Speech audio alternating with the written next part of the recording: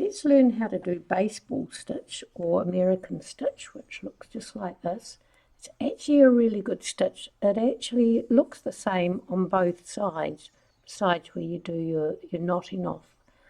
So it's a really nice tight, let's take those out tight, and really good for corners, so you can bend it over and do a corner as well. So let's do some baseball stitch. So first of all, I just poke my needles down through into the first 2 holes, just like that. I swap them over and come up the opposite.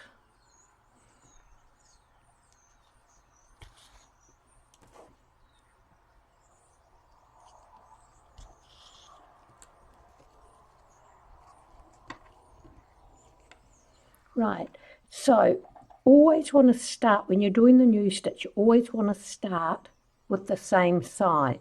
So I'm always going to start from the right side. So I drop that down into that space there. Then I pull the needle up here.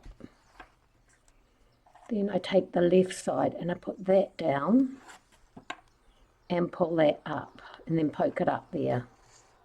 When I pull tight, I always pull like that. I never pull like that, because you can rip the stitches. But if you pull that way, you're still pulling it tight and it still closes up beautifully. And you don't end up risking ripping your stitches if you're using like a much thinner leather. So poke that in and down like that and up here. Pull out, pull out, pull out, and we're starting to get our baseball stitch. So don't be tempted to go like that, because it actually does ruin the stitch. Always poke it down and then poke it up.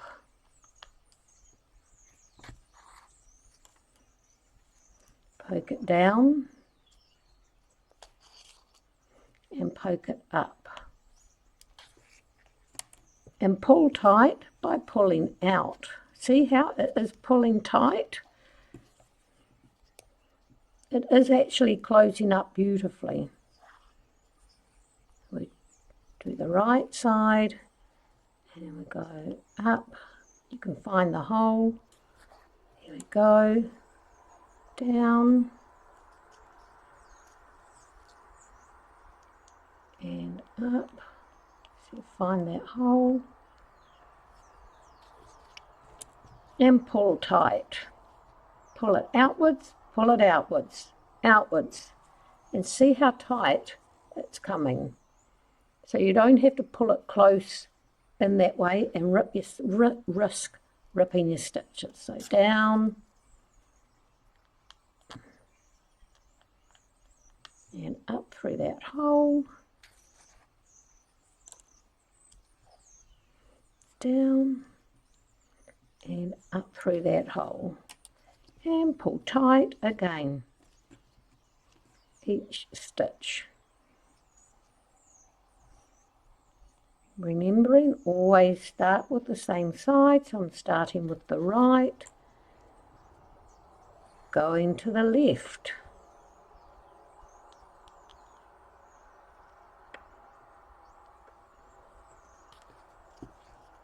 And pull tight.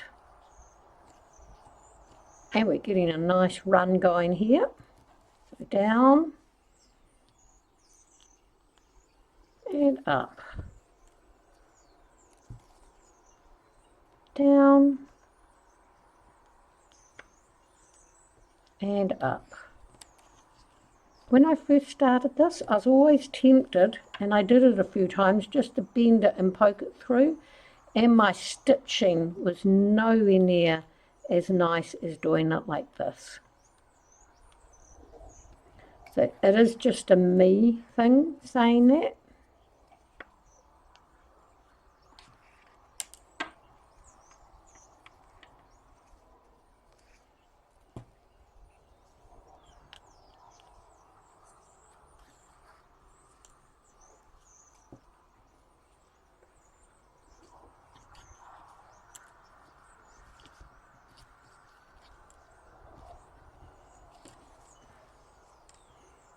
nice. And then you look at the back, just as nice. And to finish off, I might as well show you how to finish off. So to finish off, you just go through the opposite and the opposite. There we go, done. Depending on how you want to finish the back, it doesn't look the same as that at the top because our arrows are going this way.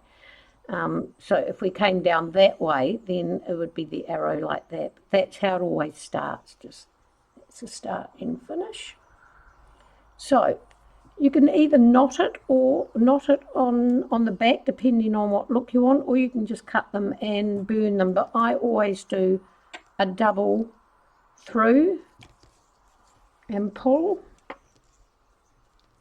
and one more single through and pull the opposite way. I trim it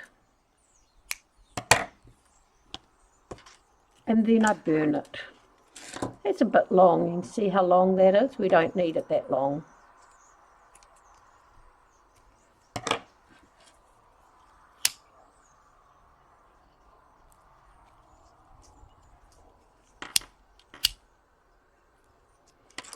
Beautiful. So nice on the back, but really nice on the front.